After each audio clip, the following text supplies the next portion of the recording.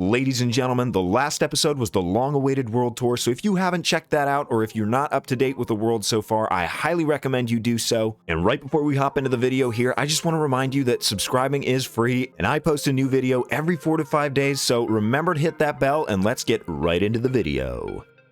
Good folks of the internet, I've been waiting a really long time to upgrade my little milling village over here, and I think it's finally time we make some additions. But before we get any of that done, we need to do some more terraforming where we left off before the world tour, and that is right here. So let's get going with that intro time lapse. This time, I decided to get a lot more of this slope terraformed and connect it down to the ocean below, and building this part has made it a lot easier for me to envision how I want the waterfalls to be coming down from the lake and cascading down to sea level. I've had a vague idea of what I want it to look like for a super long time, but now that I'm building the surrounding areas, it's all coming together in my head, so look forward to seeing that very soon. But you guys have seen the thumbnail for the video, so you know that on this hill coming down from the milling village, I'm going to be building some giant colorful fields to really liven up the surroundings a bit. There are tons of these large green areas that really need to be filled out in Ventia, so I'm going to take a large stride in this video and cover up as much as possible. And very soon, I think I'm going to start streaming these intro time-lapse segments, so my big question to you guys is, would you rather see me stream on YouTube or over on Twitch? Let me know your preference down in the comments below, and you will find a stream near you very soon. There have been a few of you guys expressing enthusiasm for that kind of thing in the past, so I figure I might as well take care of two birds with one stone because I spend several hours a week terraforming this stuff out anyway, so I might as well spend that time interacting with you guys. And to make things a little bit more easy for myself here, I decided to put in all the paths in the area that I'm going to be working on in this episode. Marking out sections using paths makes it a lot easier to visualize what you want to build in each area. So if you have a giant empty space to fill in your world, I recommend you do something similar to scale down the project by focusing on one part at a time. But ladies and gentlemen, it's about time to hop into first person and check out what we got to do here, so I will see you on the other side.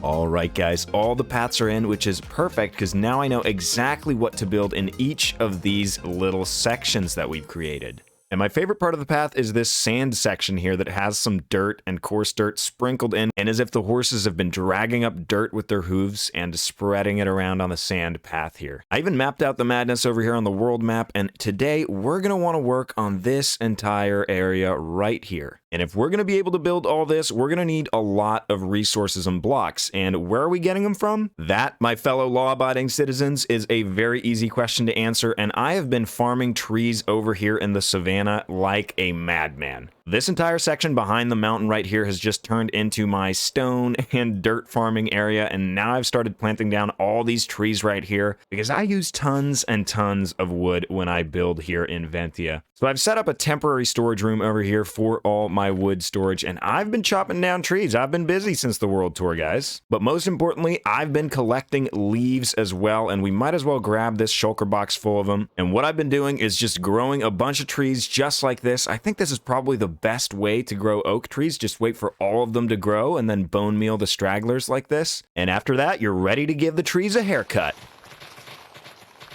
So leaves aren't our primary problem. I'd say the biggest problem is that I'm going to go through a crazy amount of flowers. Just these smaller fields right here took a ton of flowers, like stacks and stacks. So I can't even start to imagine how many I'm going to need to fill this entire area right here, but we'll figure it out. But luckily, a few episodes ago, I took a trip to the Nether and collected a whole box of bone meal that I've been going through fairly quickly, but this should get us through building the entire fields. I already stocked up on a few of the flowers we might need here, but we're probably going to need tons and tons more. I've taken some time to consider where I want to build this farmhouse right here, so we got to grab some andesite and decide exactly what shapes we're going for. The only problem with that being that I'm normally chronically out of andesite. So if you're like me and you use andesite more than you probably should, then there's a little tip that I recently picked up that's going to up your game quite a lot. You see, recently, it's been brought to my knowledge that you can actually craft andesite. One diorite and one cobblestone makes 2 andesite and both diorite and cobblestone are materials that I don't go through that much compared to andesite, so this is a great deal. And well, you guys know me, I kind of got carried away and crafted up a lot of andesite, but we're gonna need this stuff, so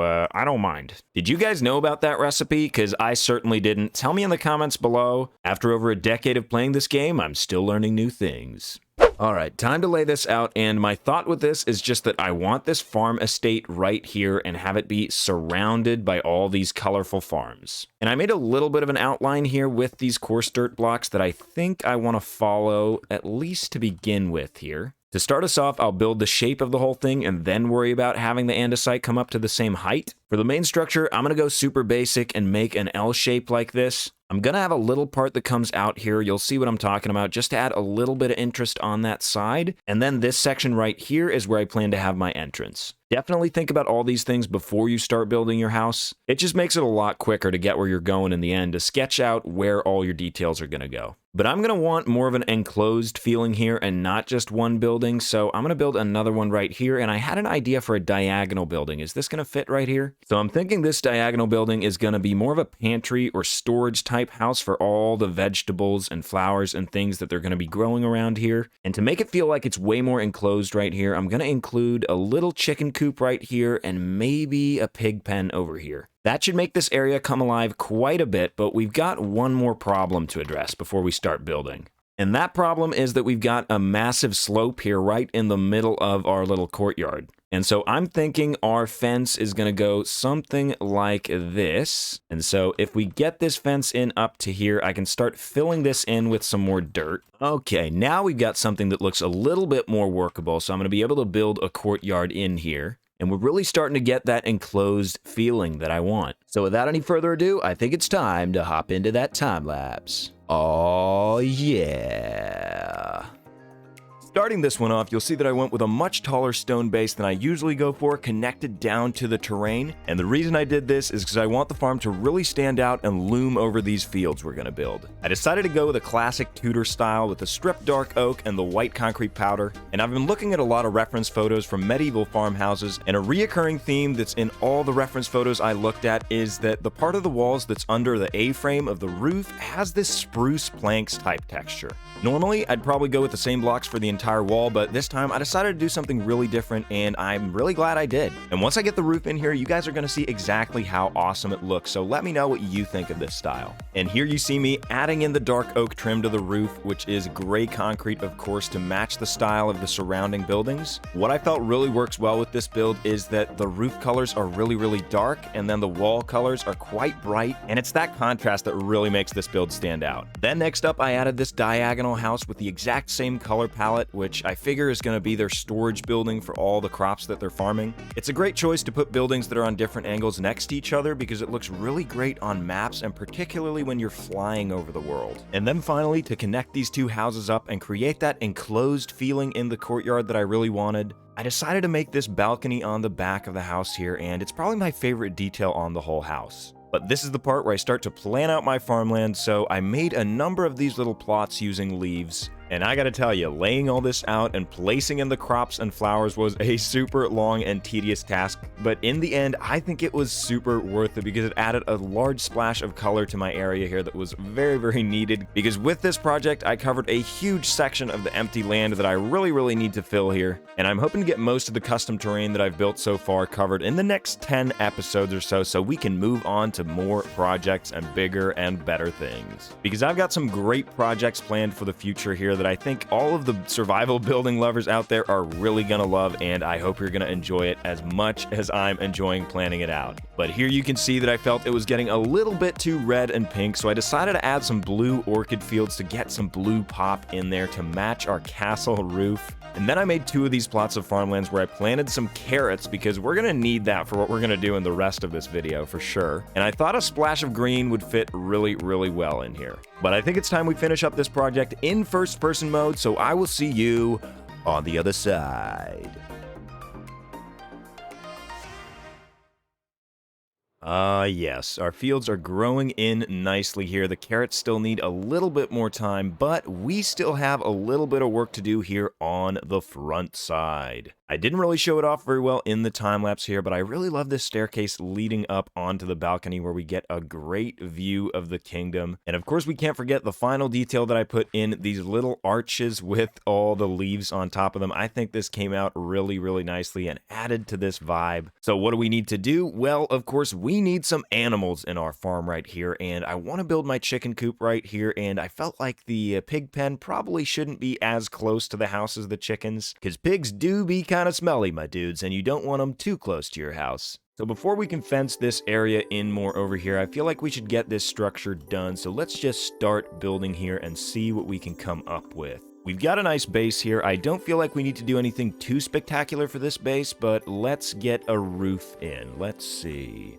Yes, our roof is in, and we've got some windows right here. It's a little bit dark in here, so we might have to light it up, but I feel like it's missing a little something. Yeah, that is a chicken coop if I've ever seen one. I even added some eggs in here. I know they're turtle eggs, but you'll have to use your imagination here for a second. We're, of course, missing something for our chicken coop here, and that is the chickens. But before we put our chickens in here, we're gonna have to enclose the area a little bit so they don't flee. Okay, I made some changes around here, added a little bit of greenery and a gate into this place, and put the paths in. I also love putting these ferns in some darker corner spots where they usually grow in real life. But then over on this side, we actually fenced in the entire chicken coop area, so now I just need some chickens. And where will I find said chickens, you may ask? Well, I have seen some chickens over behind the mountain here in the savannah.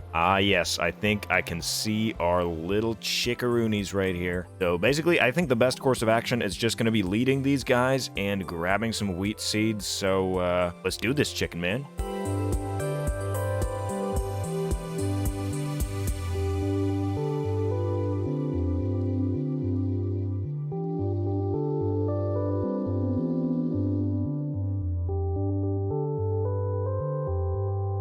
We've almost made it to your new home, guys. It wasn't even that hard a trip, to be honest. Thank you so much for your cooperation. Let's get you in and get you settled. Welcome. I don't really have a housewarming party ready for you guys other than that you get some seeds. And listen, just so we know who our original chickens were, we're going to give them some names. So welcome, Egbert. And honestly, I couldn't really come up with a good female name that had egg in it. So, hey, Eggarina. And I guess you'll be Eggward or something. Now that my feathered friends have a home right over here, we need to move our eyes over towards this area and start building our pig pen. And you know what? I think the best way to do this is a good old classic time lapse. So sit back, relax, and enjoy this building being put together.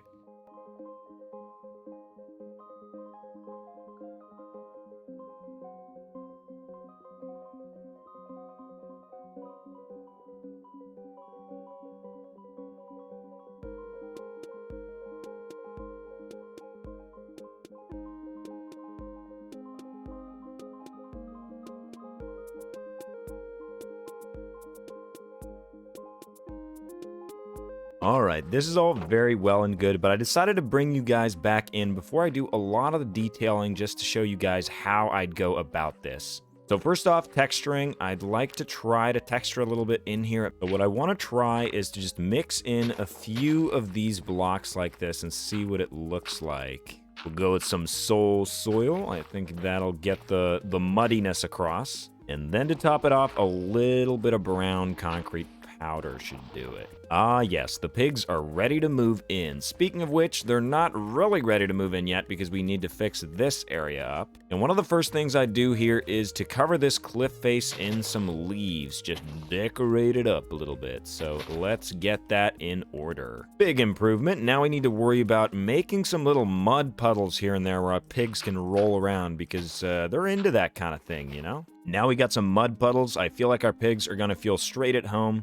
If we roll in the mud puddles, we just get soul speed, so I guess it's kind of fun for us to roll in the puddle as well. Now the pigs just need somewhere they can eat, and I'm thinking we can install that right in here. There we go, there's the trough. Enjoy, pigs. I'd make one out here, but I don't think I have the space and they'd be able to hop over the fence here. I put one in over here as well, so now they can nom on all this yummy podzol, I guess. And now that we've decorated our little pig pen here, I think we need to collect our pigs. And luckily, I collected a few pigs a few episodes ago with this in mind. I guess we do have a guy over here, but my 2 pigs are right over here. They're connected to this fence with leads, and if we just put some carrots in our offhand, get rid of these leads, we can lead these guys right back the same way we did with the chickens. The good thing about this is that we get to try out our new path here and check out how awesome our fields look while we're approaching the kingdom here. This is exactly the effect I was going for, so I'm super happy that this worked out so well. What do you guys think? Yeah, that's what I thought. You guys are just hungry. Rude. Guys, you're getting a new home over here. I hope you're gonna like it. It's got plenty of mud and dirty things. So excited you can't decide who's coming through the door first, huh? You guys have been very good, but I'm not gonna breed you yet because I'm gonna need the good people of the internet to name you guys in the comments below. The original 2 piggies. Very, very cool. Our pigs now have a place to live. We're, of course, going to have to make a sheep and cow pasture somewhere here in the world. Yeah, I know most people start farming animals the first day of Minecraft, and I took 700 hours of gameplay to do it, but better late than never, you know? So next up, I'd really love to check this place out in shaders, but before we do that, I'd like to read a comment to you guys, because someone suggested that I should do a comment of the video. So I'll go back to the video before and choose a comment and read it here. So for this video, Kim Vanderdoes says, "Wow, this is absolutely incredible. Insane that you've done this in survival. I live in a valley surrounded by mountains, and the highest peaks have names, Mount so-and-so, or peak, and so on. You should definitely name some of your mountains. I think it would add to the lore of the kingdom, and then you can name the streets and shops after the mountains. Can't wait to see more of your creations/videos." So first off, thank you very much. Incredible, insane. All those are very nice things to say. Thank you very much. But what I loved about that comment is that we definitely need names for our biggest peak right here, the mountain where our monastery sits, the 2 peaks here where we have our castle. So help me out, guys. I'm definitely going to need names for all these peaks, so give me some suggestions down below. Oh, yes. Look at this skyline we've created over here. The castle, we've got the windmill, the farmhouse. Now, this is looking amazing. Just look at all these flowers flowing in the wind. I'll never get sick of shaders in this game. It just looks so darn good. Ooh, and from the balcony right here, we can just about see the monastery peeking out over this hill. That looks amazing. Man, just imagine what this is going to look like when we have the giant arena right there. Maybe some more forest around here and all this lushed up. Yeah, I need to do less imagining and more just straight up doing. But we need way more of this kind of thing in the world. Just awesome looking locations like this. So that's what I'm going to be working on here in the next few videos. Just making this place look super duper cool. And with the shaders, I love how these little archways look. It's amazing. That's what shaders do to me in this game. The only word in my vocabulary is amazing now. Hello, chickens. You enjoying the shaders? These guys don't really look like they're enjoying captivity all that much. Ooh. Pigs, on the other hand, enjoying their new sty? Yes, I see you fancy the mud puddles. A man of culture, truly. So I'd like to ask you guys a bit of a question about what we're going to do in the next videos. I have in mind to do a ton of projects around here, so I think I'll give you a few options, and we'll see what people say in the comments. First off, of course, there's a lot of work to be done over here in the spawn improvement project. There's an entire arena to build. There's a giant cramped market I need to build. So if you want to see more spawn improvement, definitely vote for that down below. But then we, of course, have the milling village over here, which is going to be expanded. And I want to do something kind of interesting. I either want to build a fishing hut in here or a rabbit farmer's house. I mean, I'm definitely going to build both of them at some point, so if either of those sound good to you, definitely comment it down below. I feel like rabbit farming would be kind of fun and unique, because not too many people do it in this game. And then next up, the other option would be working over here on this side of the valley. There is a bit of a project down here in the valley that I'm going to start talking about next episode that's going to be huge. You guys are going to love it, definitely, like 100%. So yeah, this side of the valley, vote for that if you want to, or any of the others, either is fine. I'm going to get to everything in the next few episodes either way, so tell me what you want. But ladies and gentlemen, we're getting close to the end here, so remember to comment down below to have your comment featured if you have some good ideas for the kingdom or just some feedback you have to give. And hey, leave this video a like if you got this far because you're the champ and I appreciate your existence. I upload videos every 4 to 5 days, so a new one is coming really soon. So until that day, when we see each other next time, have a good one.